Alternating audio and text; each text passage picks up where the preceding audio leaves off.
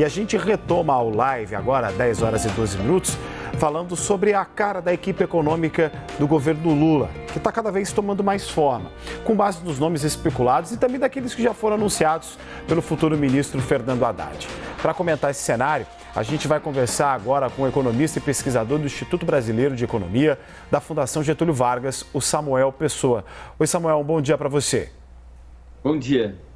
Samuel, diante desses nomes que já foram confirmados, por exemplo, na equipe econômica, ou daqueles que estão sendo tratados com uma forte possibilidade a assumir uma cadeira, causou algum tipo de surpresa, positiva ou negativa para você?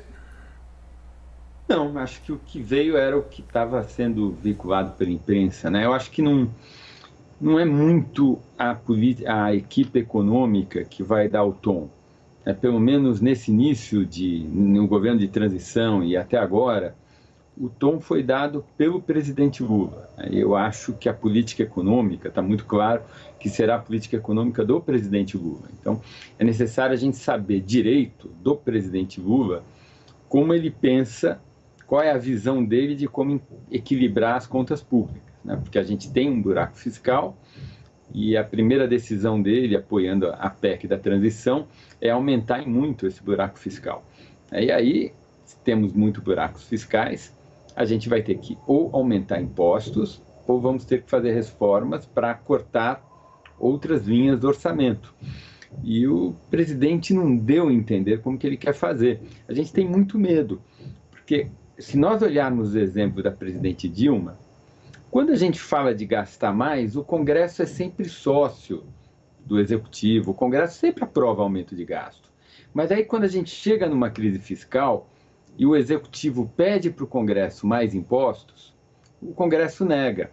E o Congresso diz, isso é problema de você aí, essa crise fiscal. E devolve e joga a crise fiscal no colo do Executivo. Foi o que aconteceu em 2015 com a presidente Dilma, gerou uma crise profunda que acabou no impeachment da presidente, né? Então, a dúvida e toda a preocupação que se tem é que o presidente Lula recebe uma situação fiscal que é melhor do que era há alguns anos, mas ainda é uma situação delicada e preocupante. A primeira ação dele é na direção de aumentar o buraco fiscal e a gente não tem a menor ideia de como ele pretende resolver isso.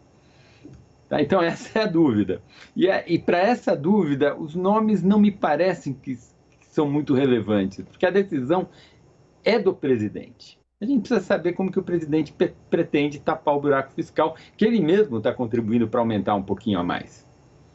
Pelos indicativos, então, o governo Lula 3 seria mais parecido com o Dilma 2 do que com o Lula 1?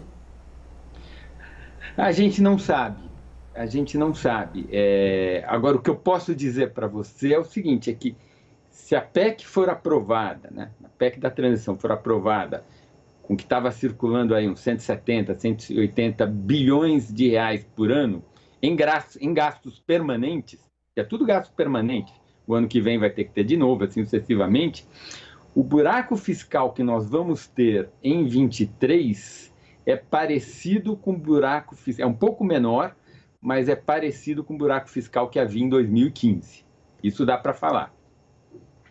De que forma que esse buraco fiscal, para quem, por exemplo, acabou de ligar a televisão, às vezes talvez não entenda a parte desta movimentação, de que forma que esse buraco fiscal pode trazer problemas, dores de cabeça para o governo e principalmente para o contribuinte? Então vamos lá. Primeiro, o que é o buraco fiscal? O governo tem a receita de impostos e tal.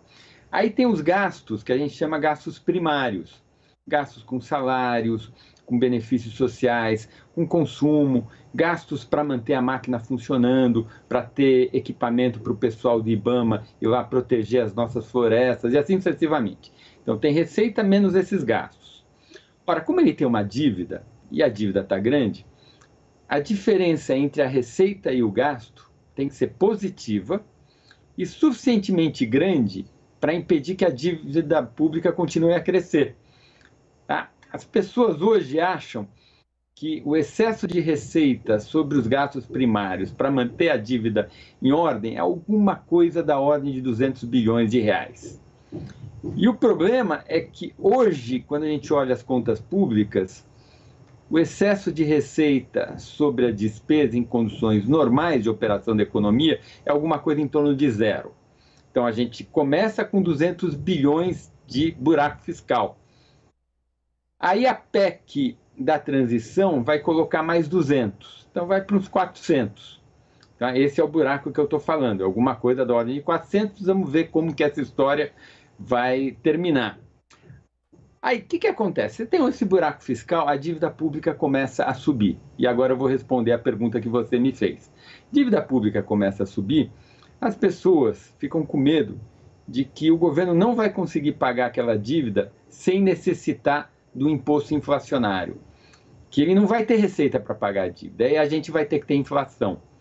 Ora, a inflação desorganiza a economia e sinaliza que o país à frente vai ficar estagnado numa trajetória de baixo crescimento e impasse. Isso faz com que as pessoas queiram tirar dinheiro do Brasil, o câmbio desvaloriza. O câmbio desvalorizando, ele pressiona a inflação. Pressionando a inflação, o Banco Central tem que subir mais os juros. Subindo mais os juros, a dívida sobe mais rapidamente. E aí aquele medo inicial se reforça. A gente entra numa espécie de círculo vicioso. E a única forma de sair desse círculo vicioso é as pessoas ficarem convencidas que o setor público conseguirá rolar sua dívida, não precisa pagar, basta rolar, mas conseguirá rolar sua dívida sem a necessidade do imposto inflacionário, da aceleração da inflação. E hoje isso não está dado, porque hoje tem um buraco fiscal e não está claro como que esse buraco fiscal será tapado. Samuel, ontem à noite o ministro Gilmar Mendes acabou aceitando um pedido que foi feito pelo Partido Rede Sustentabilidade, que faz inclusive base ao futuro governo Lula, para que o valor do Bolsa Família seja excluído do teto de gastos. Como é que você avalia essa decisão? Ela pode trazer mais benefícios ou problemas ao governo? Olha, essa decisão, eu acho que a curto prazo ela traz até benefício ao presidente Lula, ao novo governo que vai iniciar no dia 1º de janeiro, mas a longo prazo ela é muito ruim. Por que eu acho que a curto prazo ela traz benefício? Porque o presidente Lula está numa difícil negociação com o presidente da Câmara, Arthur Lira, e é uma negociação que está saindo cara demais, e ao Supremo Tribunal garantir os recursos no ano que vem para o pagamento dos R$200 a mais, pelo que eu entendi, parece que o ministro Gilmar Mendes permitiu que aqueles recursos adicionais para o pagamento do novo Bolsa Família, que são os R$200 a mais e mais aquela quantia por criança, que daria uns 65, 70 bilhões a mais de gastos, que isso possa ser gasto extra-teto. E isso permite muito dar poder de barganha ao presidente Lula frente ao legislativo na sua negociação. Então, do ponto de vista do curto prazo, é positivo. Mas eu acho que a longo prazo vai ser ruim para a economia brasileira, para a sociedade, porque a gente está colocando o judiciário para fazer o papel, que é o papel da política.